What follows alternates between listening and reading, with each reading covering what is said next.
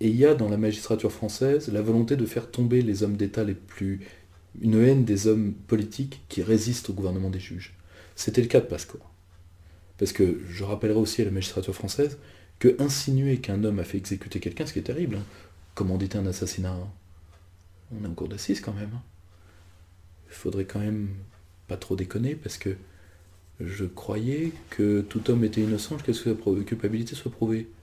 Où est-ce que j'ai bien pu lire ça? Vous croyez pas? Ça vous dit rien? Moi non plus finalement. Donc ces volets, vous avez eu ça. Ensuite, le sac a changé de main et les giscardiens ont utilisé le sac pour recycler des anciens membres de l'OS ou des gens de l'ultra-droite. C'est ce qui vous a donné la tuerie d'Oriol. La tuerie d'Oriol qui, commission parlementaire et ensuite fin du sac. Commission parlementaire où de jeunes parlementaires élancés et étaient présents, comme M. Delanoë par exemple. Je ne me rappelle peut-être pas. Donc si vous voulez, la tuerie d'Oriol, qui est à la base un fait divers absolument terrible, la tuerie d'Oriol n'a rien à voir avec Pasqua. C'est le pourrissement d'une structure qui était saine, parce que ça venait à vilain, quoi. Pasqua qui doit son élection à l'ultra-droite, parce qu'il ne faut pas oublier que c'est eux qui ont fait ces troupes, ces troupes de militants, ces troupes de colère, etc. Voilà. Ces groupuscules-là. Donc il les a recyclés, et puis voilà, c'est tout.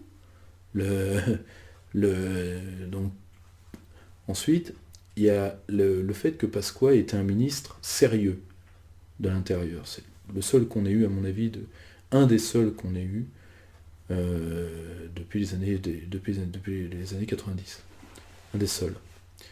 Et Pasqua, en réalité, ce qui a marqué la figure de l'anti-Pasqua, c'est, alors que Pasqua, sur les grands sujets, il a toujours été là. À Maastricht, ça a été l'une des âmes du non et de la résistance française. C'est Pasqua qu'il fallait écouter à ce moment-là. La seule chose, c'est que pour beaucoup, et particulièrement pour les jeunes, Pasqua, c'est les jeunes du moment de Maastricht, c'était l'affaire Malik Oussekine. Alors Malik Oussekine, c'est quoi? C'est une bavure policière. Il tue un jeune homme. Bon. Il faut savoir une chose, c'est que Pasqua, très peu de temps avant l'affaire Malik Oussekine, enfin très peu de temps, moins d'un an avant, avait expulsé des diplomates américains. Et je trouve très étonnant qu'on ait trouvé que lui pour payer cette bavure. Parce que ça lui sera perpétuellement ressorti. Et je pense que c'est comme les affaires d'argent qu'on a prêtées à son fils, qui l'ont en partie tué. Son fils qui est mort il y a un an, je crois, à peu près. Son fils Pierre. Parce qu'il fallait abattre cet homme. Et je pense qu'il fallait l'abattre pour ça. Parce qu'en termes de détournement d'argent, si détournement il y a eu lieu, ce qui reste encore à prouver, pardonnez-moi, mais vous êtes face à des gens comme Sarkozy et comme Chirac, donc vous êtes face à des clients peut-être un peu plus sérieux, et d'une. Deuxièmement, je pense que la légende noire qu'une partie de la gauche a créée, et qu'une partie de la droite surtout a créée sur Pasqua, elle est liée au fait que Pasqua c'était un homme de pleine souveraineté, et qu'entre autres, il a expulsé des diplomates américains. Ça, je pense que ça lui aura jamais été pardonné. Ensuite, a-t-il fait des fautes? Certainement. Le problème, c'est que, si vous voulez, mettez les mains dans le cambouis un jour et vous essayerez de me les ressortir propres. Moi, il y a une chose. En plus, attendez, c'est pas tout ce qu'on lui doit, pardonnez-moi. C'est lui qui fait éliminer Giscard face à Mitterrand quasiment. Il participe à l'élimination de Giscard. Vu ce que Giscard a fait, pardonnez-moi de dire ça, mais mieux valait que Mitterrand soit élu. Parce que Giscard, c'est l'Union Européenne, c'est l'immigration, c'est la destruction économique de la France par les droits de compensation au service de qui? De l'Allemagne, comme papa qui était collabo. Donc, oui, mon Giscard d'Estaing, mais tiens. Or, le grand problème, c'est mieux valait que ça s'arrête. Et d'ailleurs, Pasqua aura cette phrase, parce que les gaullistes de gauche, menés par Philippe de Chartres, ont appelé à voter Mitterrand. Le texte a été tapé par William Abitbol, qui a été l'âme damnée, enfin le bras droit de Charles Pasqua pendant des années. quelqu'un de très bien. Et, interrogé là-dessus, Pasqua avait dit, vous savez, les pasquinades, quoi.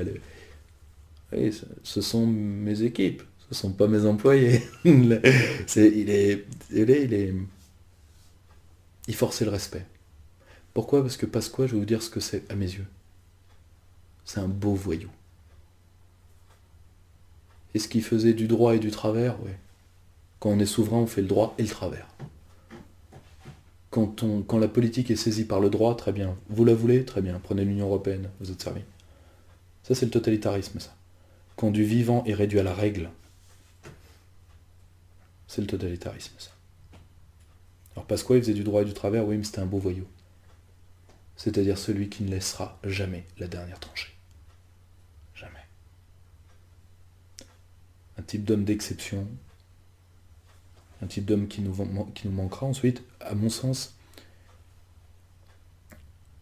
Oui, il a fait 2 erreurs, c'est qu'il a cru en Chirac, mais à une époque tout le monde a cru en Chirac.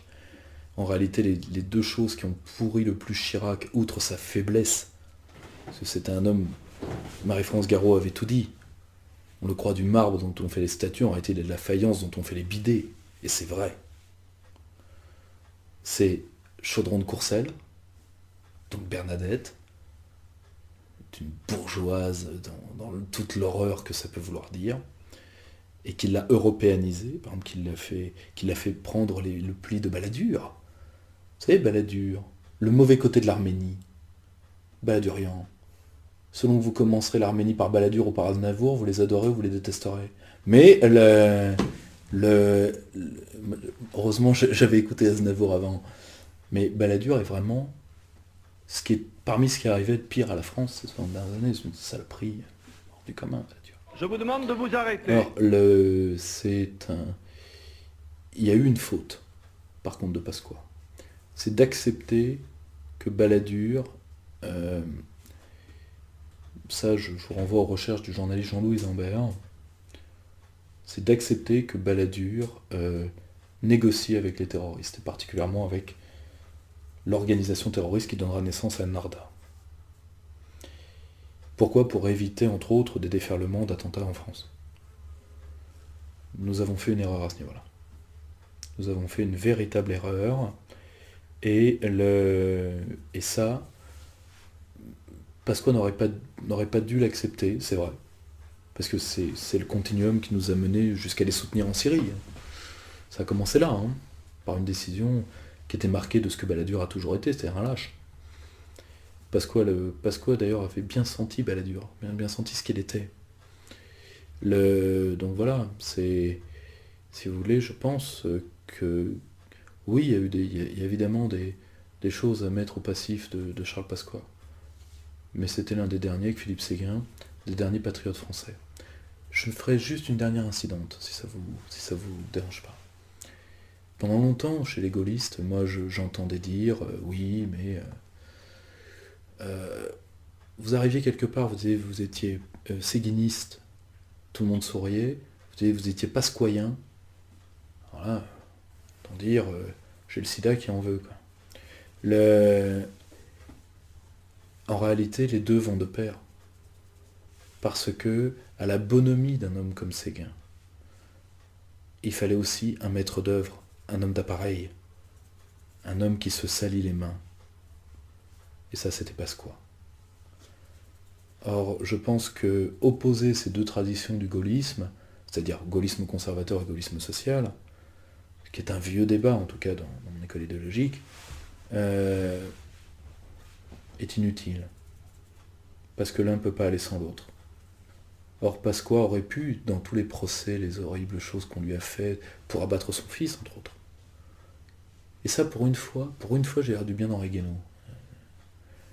Parce que pour une fois, il a dit quelque chose qui n'était pas mauvais. Suffisamment rare pour être souligné. Il avait dit, Pasqua connaissait tous les secrets de la République, et pour se défendre, il aurait pu en balancer quelques-uns. Il ne l'a pas fait. Et c'est vrai. C'est-à-dire que c'est un homme qui a obéi à la raison d'État. Ensuite, que des gens ne supportent pas la raison d'État, je peux le comprendre. Alors si c'est le cas, ça ne sert à rien de vouloir la souveraineté, de vouloir être maître de son destin. Parce que la liberté, c'est aussi un poids. Et ce poids-là, Pasqua l'a porté. Quant à tous ceux qui l'ont critiqué ou qui le critiqueront à l'avenir, on verra s'ils arrivent à porter ce poids-là.